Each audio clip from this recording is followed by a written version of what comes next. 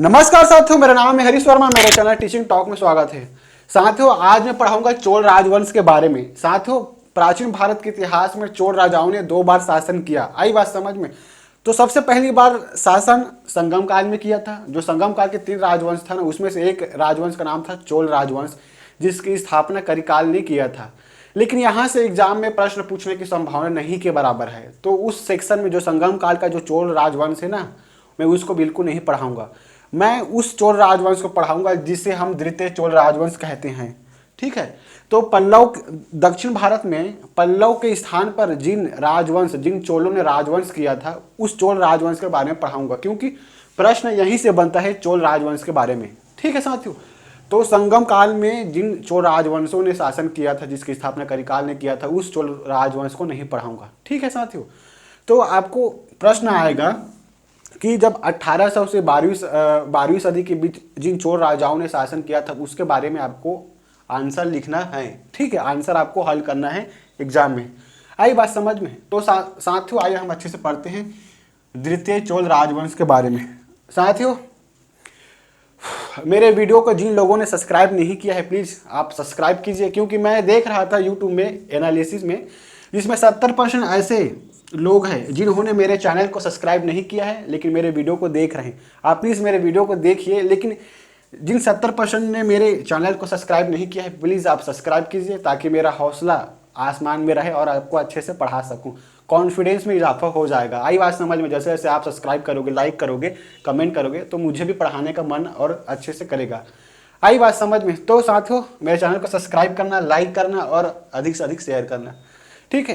तो आइए हम पढ़ते हैं द्वितीय चोल राजवंश के बारे में। साथियों, तमिलनाडु के क्षेत्र में, ठीक है, पल्लव के पतन के बाद द्वितीय चोल राजवंश की स्थापना होती है। मैंने आपको बताया था ना, तमिलनाडु के क्षेत्र में पल्लव राजवंश शासन कर रहे थे। जब उनका पतन हुआ ना, तो उसी के स्थान पर चोल राजवंश ने अपनी राज सत्ता स्थापित करी। ठीक है।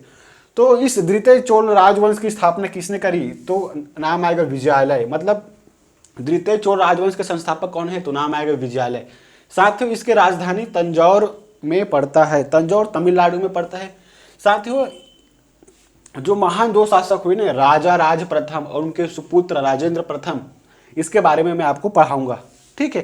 क्वेश्चन दरअसल यहीं से बनता है। संगम काल के चोल राजवंश के बारे में बिल्कुल भी प्रश्न नहीं बनता। आप उसको पढ़ के टाइम वेस्ट नहीं कराऊंगा आपको पढ़ाकर उसको। ठीक है। तो राजा राज प्रथम, ठीक है, तो ये किसके संतान थे राजा राज प्रथम? तो परांतक सेकंड, इनके पुत्र, राजा राज प्रथम परांतक सेकंड के पुत्र थे। ठीक है। तो राजा राज प्रथम के पिता परांतक सेकंड हुए। इनके माता का नाम साथियों वानवन महादेवी थी। साथियों, अब राजा राज प्रथम के पुत्र का नाम क्या था, संतान का नाम क्या था? तो आएगा राजेंद्र प्रथम। ये इसकी बेसिक जानकारी है। ठीक है। व्यक्तिगत जीवन परिचय है इसका। पिता का नाम परांतक सेकंड, माता का नाम वानवन महादेवी, संतान का नाम राजेंद्र प्रथम।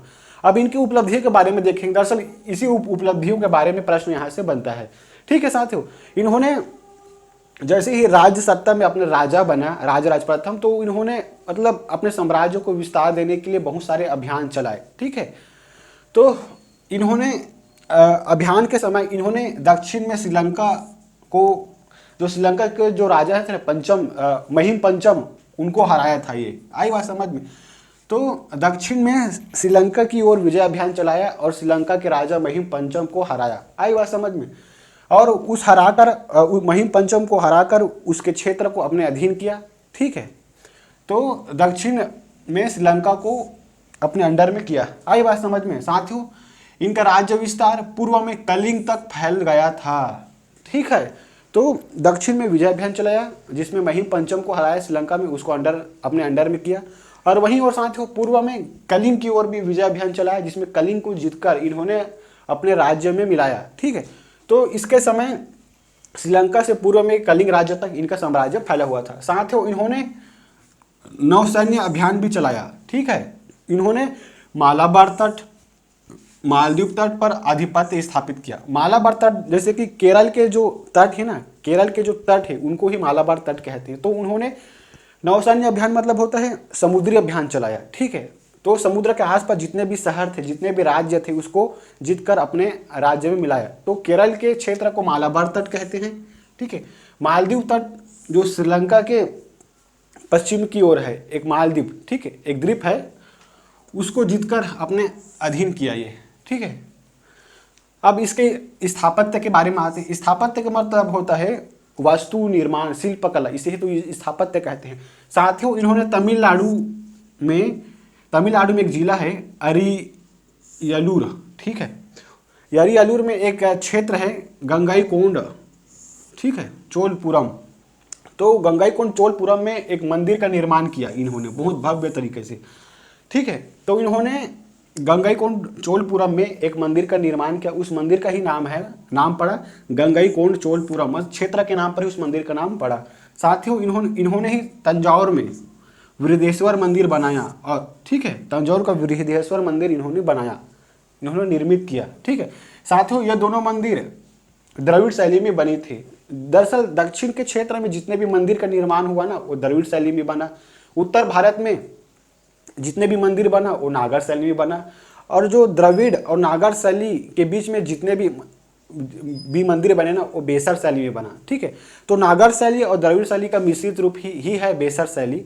मैं इसके अगले वीडियो में बताऊंगा कि नागर शैली का रूप कैसा होता है, द्रविड़ शैली का स्ट्रक्चर कैसा होता है, बेसर शैली आखिर होता कैसा है। तो इसको मैं अगले वीडियो में बाकायदा आपको मानचित्र, आपको चित्र बनाकर बताऊंगा। आई बात समझ में? तो आपको सिर्फ रटना बस है इसको कि बृहदेश्वर मंदिर तंजौर में था, गंगाईकोंड चोलपुरम मंदिर अरियलूर में था, ठीक है।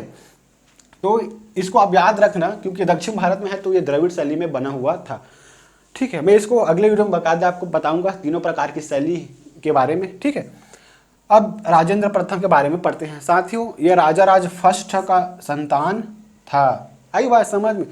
साथियों, इन्होंने गंगाईकोंड चोलपुरम को अपने राज्य का राजधानी बनाया, ठीक है। जिस क्षेत्र में इन्होंने मंदिर बनाया, इनके पिता ने उस क्षेत्र को इन्होंने अपने राजधानी घोषित किया, राजेंद्र प्रथम ने। आई बात साथियों, इन्होंने भी कई सैन्य अभियान चलाया। इन्होंने गंगा घाटी के आसपास जितने भी क्षेत्र थे ना, उसको विजय किया और अपने साम्राज्य में मिलाया, ठीक है। तो गंगा घाटी के अभियान की सफलता पर इन्होंने अपने आप को गंगाईकोंड चोलपुरम की उपाधि धारण की, ठीक है। तो गंगा घाटी के आसपास जितने भी राज्य थे उसको अपने अंडर में मिलाया जीतकर, ठीक है। और इसी के नाम पर, गंगा घाटी के नाम पर ही इन्होंने अपनी उपाधि का नाम गंगाईकोंड चोल की उपाधि धारण की, ठीक है। दरअसल साथियों, इसमें ना 3 शब्द है, गंगाई, कोंड और चोल। गंगाई का शाब्दिक अर्थ होता है गंगा, कोंड का मतलब होता है प्राप्ति, ठीक है। तो गंगा क्षेत्र की प्राप्ति जिस चोल राजा ने की थी उसका नाम था राजेंद्र प्रथम।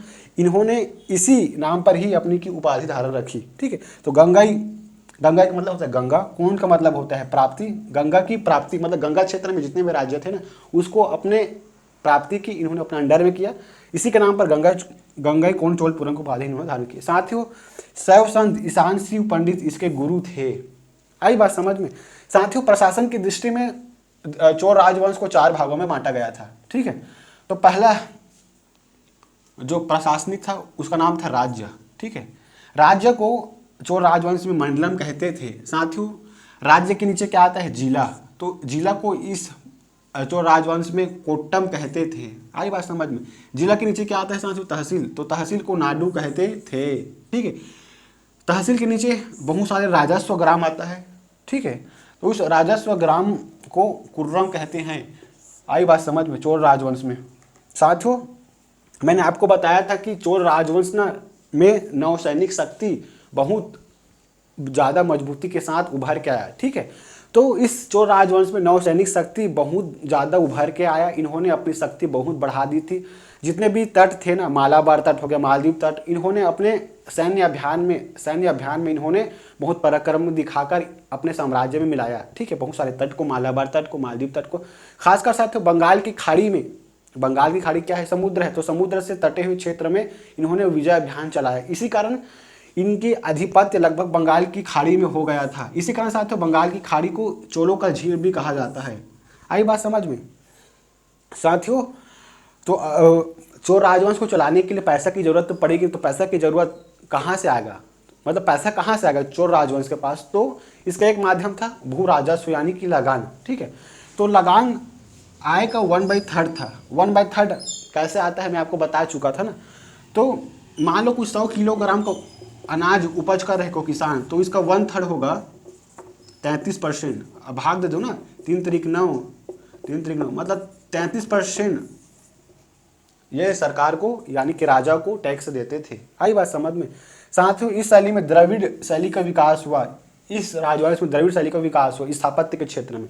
ठीक है, शिव का नटराज प्रतिमा का निर्माण साथियों इन्हीं के काल हमें देखने को मिलता है। साथियों अभी PS1 PS2 मूवी लगी थी ना थिएटर में 1 साल पहले, पोनियन सेल्वन, तो इसी चोल राजवंश के गौरव को ही हमारे सामने प्रेजेंट करने के लिए, दिखाने के लिए ये मूवी बनी थी।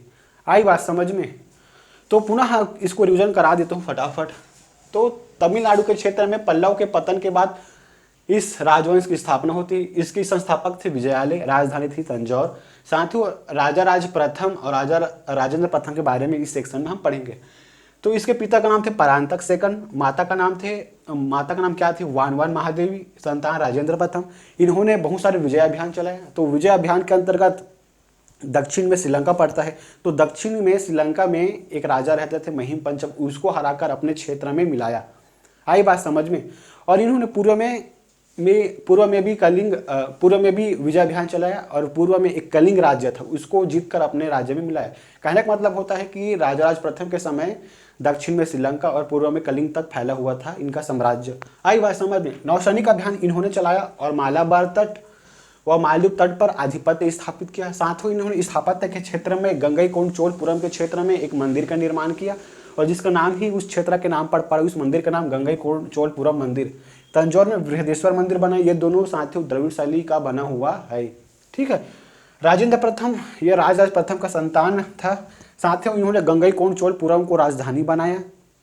ठीक है, इन्होंने गंगा घाटी के जितने भी क्षेत्र को विजिट किया और उनकी सफलता पर इन्होंने अपने आप को एक उपाधि दी जिसका नाम था गंगईकोंड चोलपुरम।